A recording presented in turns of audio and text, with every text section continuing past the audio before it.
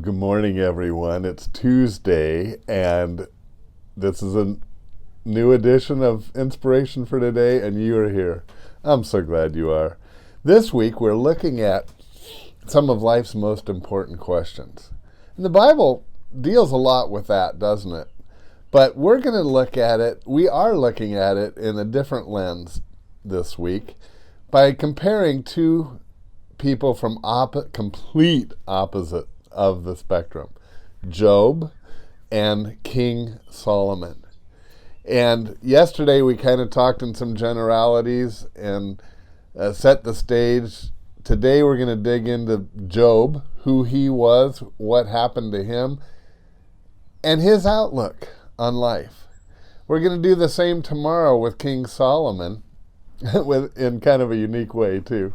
But then Thursday we're going to try to tie them all together, because the conclusions that they come up with from completely different perspectives, I think, are inspirational for us and challenging. See which one you relate to more. So, who is Job? Well, Job lived in the days of like Abraham, and we call them the patriarchs, the very founders of the faith, really of the Jewish faith. But just a interesting guy. And Job is a book in the Bible, right before Psalms, so it's always easy to find. And let's just read some of those verses, okay? In Job 1, he says, and this is who Job is: "In the land of Uz, there lived a man whose name was Job. This man was blameless and upright. He feared God and he shunned evil." Well, that's something we can relate to, isn't it? We fear God, respect God, honor him, make him king in our life, and that's what Job did. He didn't want to do evil. He shunned it. You and I, we don't want to do evil. We shun it. He had 7 sons and 3 daughters, and he owned 7,000 sheep and 3,000 camels, 500 oxen, 500 donkeys, and a large number of servants. We might call employees now. But, so he was wealthy. He truly was a wealthy man. Things looked good, didn't they? Well, if you know the story, and I'm not going to read through it, but actually, this is a discussion between Satan and God. And Satan makes the case that Job is this type of godly man only because he is so blessed and he's so wealthy, and he wouldn't follow God if God took these things away. And God actually allows Satan to cause stress and evil, really, harm to Job. And he does it to show Satan how Job would respond. And you probably know the story somewhat. But they argue back and forth. And so, first of all, Satan convinces God to let him take away all of Job's riches and blessings, really. Verse 13, "One day when Job's sons and daughters were feasting and drinking of the wine at the older brother's house, a messenger from Job said, 'The oxen were plowing and the donkeys were grazing, and the Sabaeans attacked and carried them off. They put the servants to the sword, and I am the only one who has escaped to tell you.'" So the first thing that Satan does to Job is that he takes away his donkeys. which doesn't seem that big to us, but it was a measure of wealth in those days. And then that happens again and again. The next paragraph, he takes away the sheep. And the next paragraph, the Chaldeans formed 3 raiding parties, swept down on your camels and carried them off. And they put the servants to the sword. So it was a very, very bad day for Job. He's losing all his wealth. And it got worse.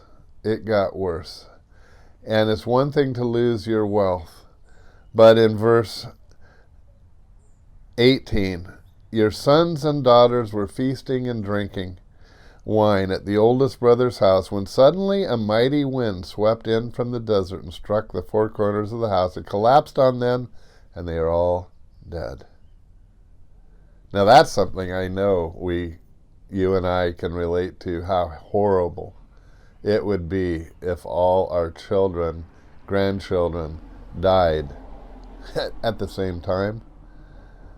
And by now, Job's grief must be phenomenal. He's losing everything he had. In fact, verse 20, at this, Job got up and tore his robe and shaved his head. Then he fell down to the ground and worshipped. And he said, naked I came into my mother's womb, and naked I will depart. Job's attitude, well, then he says, the Lord gave and the Lord has taken away. May the name of the Lord be praised. So Job starts to immediately show his response to God and these things that God did allow to happen to him. But that in itself does not change the way that he responded to the Lord. So that was Job's first test. I mean, it was a mighty, horrible test, wasn't it? But there's a second test. Because Satan comes back to God and he says, yeah, okay, God, Job remained faithful during that, but he still has his health. And so then we go into chapter 2, and just to paraphrase, God allows Satan to strike Job's body with tremendously painful sores. Ouch. It hurts even thinking about it. It says, verse 7, so Satan went out from the presence and afflicted Job with painful sores from the soles of his feet to the top of his head. And then Job took a piece of broken pottery and scraped himself as he sat among the ashes. It's hard to picture, isn't it? He's lost everything, including all his family. He's now lost his health. It hurts.